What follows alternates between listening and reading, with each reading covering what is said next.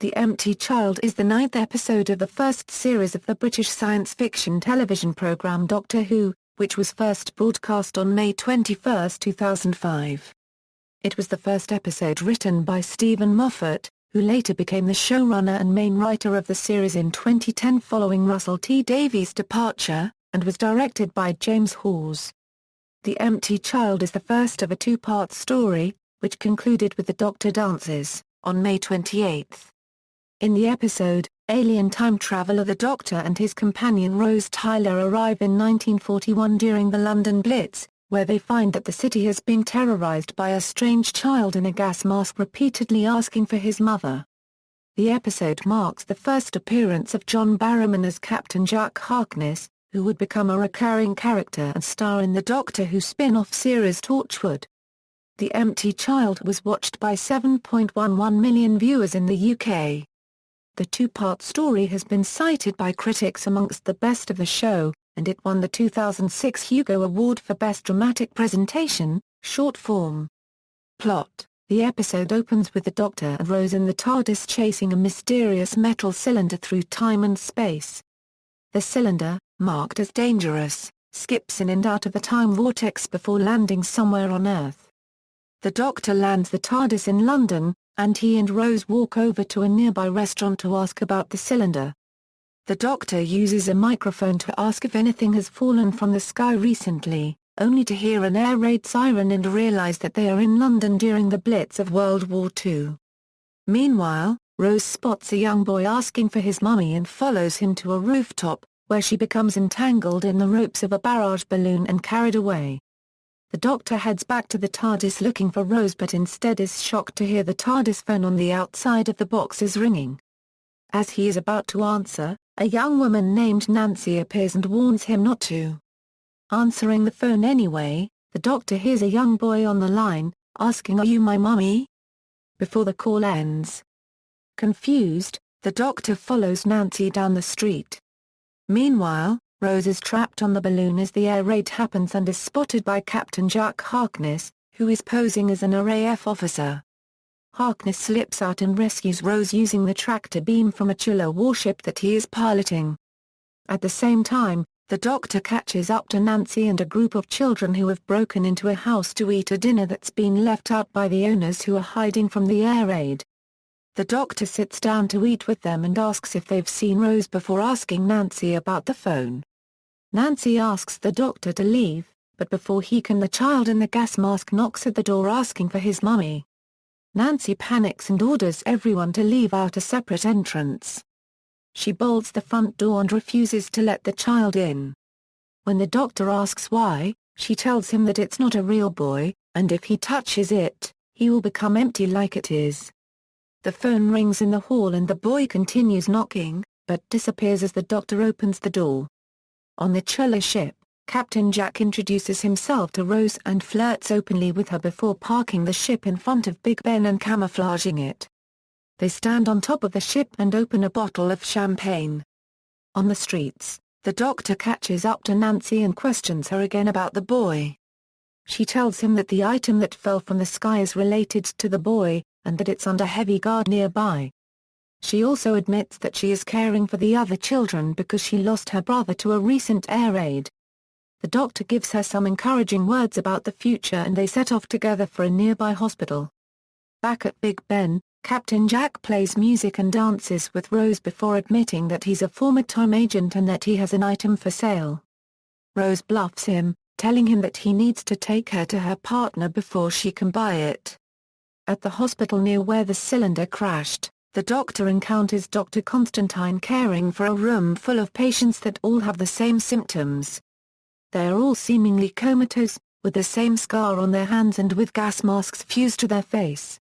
Dr. Constantine demonstrates that each responds identically and simultaneously to a loud noise.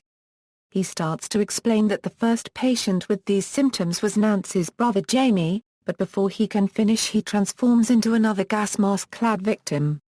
Rose and Jack arrive at the hospital in time to save the Doctor from the transformed Constantine and patients. Escaping deeper into the building, Jack again attempts to sell the warship to the Doctor, who gets Jack to admit that it is only a Chula medical ship. Jack denies that it has anything to do with the current outbreak. The episode ends as the three are trapped in a room while the transformed patients converge upon them, all asking for their mummy. Nancy, having returned to the house for more food, is similarly cornered by Jamie. Continuity. This episode is the first to feature the character of Captain Jack Harkness as portrayed by John Barrowman, who recurs in the remainder of the episodes of the 2005 series and becomes a recurring character on Doctor Who as well as starring in his own spin-off series Torchwood.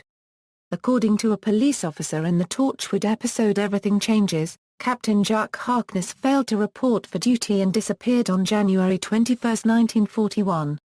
This would suggest that this story takes place in January 1941. A later episode of Torchwood, Captain Jack Harkness is set not long before this episode.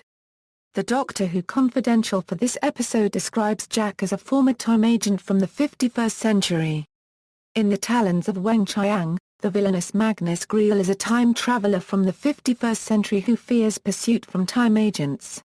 The Time Agents appear in the spin-off novels Eater of Wasps by Trevor Baxendale and Trading Futures by Lance Parkin, and their origins in the aftermath of the wars of the 51st century are described in Emotional Chemistry by Simon A. Ford.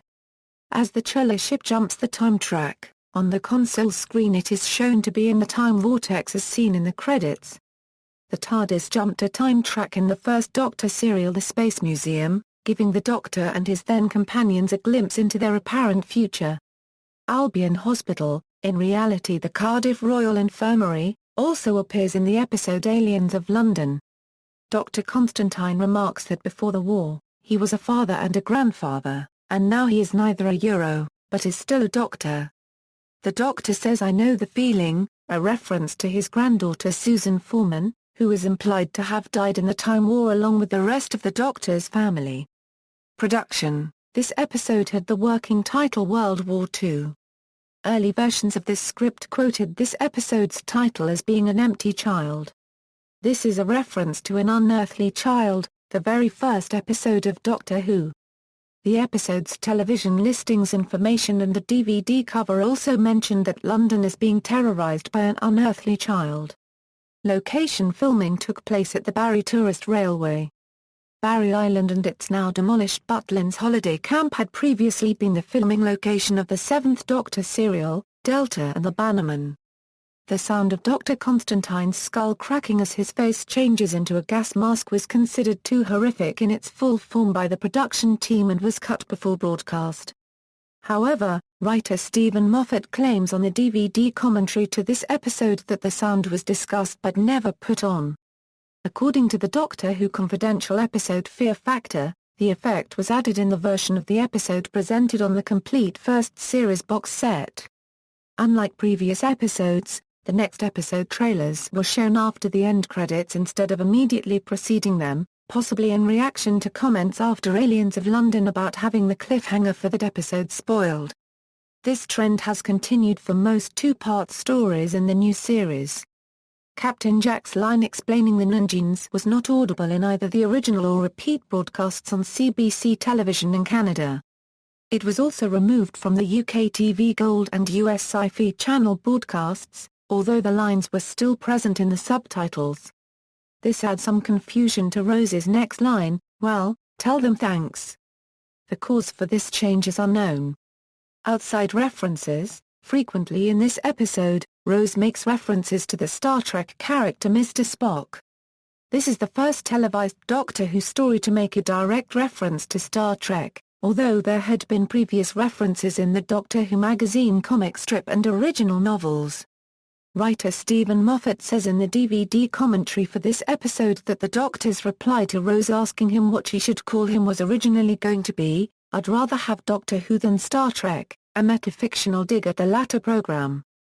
The Chula ships are named after Chula, an Indian-Bangladeshi fusion restaurant in Hammersmith, London where the writers celebrated and discussed their briefs on the scripts they were to write for the season after being commissioned by Russell T Davies.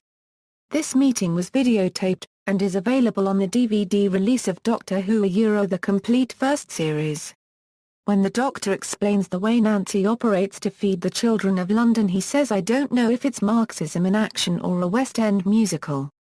This is a reference about the musical Oliver, in which Nancy is the name of a character who is the big sister figure to Fagin's gang. The Doctor's praise for Great Britain's wartime resilience concludes with a line similar to a quote attributed to the Duke of Wellington: "I don't know what effect these men will have on the enemy, but by God, they terrify me." Broadcast and reception: The Empty Child received overnight ratings of 6.6 million viewers, a 34.9% audience share. When final ratings were calculated, a figure rose to 7.11 million viewers. SFX stated that the two-part story had everything, particularly praising Moffat's script. In 2012, Dave Golder of the magazine labeled The Empty Child as a good example of the science fiction creepy kid episode. Dec Hogan of Digital Spy disliked Barrowman as Captain Jack, but called it a particularly creepy episode of the series despite Jack and the brevity of Richard Wilson's neat and spooky little cameo. He later called The Empty Child, and the Doctor Dances the best episodes of the series. Now Playing magazine reviewer Arnold T. Blumberg gave the episode a grade of a B, describing it as solid with elements of the original series, though he noted a lot was thrown at the audience and he was not impressed with Barrowman's Jack yet. In a poll conducted by Doctor Who magazine in 2009, the two-part story was ranked the fifth best episode of Doctor Who. In a similar poll conducted in 2014, readers ranked the two-part story the seventh best Doctor Who story of all time. The Daily Telegraph named the story the fourth best of the show in 2008. In 2011, before the second half of the sixth series, the Huffington Post labeled The Empty Child, and The Doctor Dances as one of 5 essential episodes for new viewers to watch. The Empty Child, along with its conclusion The Doctor Dances, won the 2006 Hugo Award for Best Dramatic Presentation. References. External links: The Empty Child on TARDIS Data Core, an external wiki, The Empty Child at the BBC Doctor Who homepage, The Empty Child / The Doctor Dances at Doctor Who, A Brief History of Time, The Empty Child / The Doctor Dances at the Doctor Who Reference Guide, The Empty Child at TV.com, Doctor Who Confidential a Euro Episode 9, Special Effects, Are You My Mummy? A Euro Episode Trailer for The Empty Child, The Empty Child at the Internet Movie Database.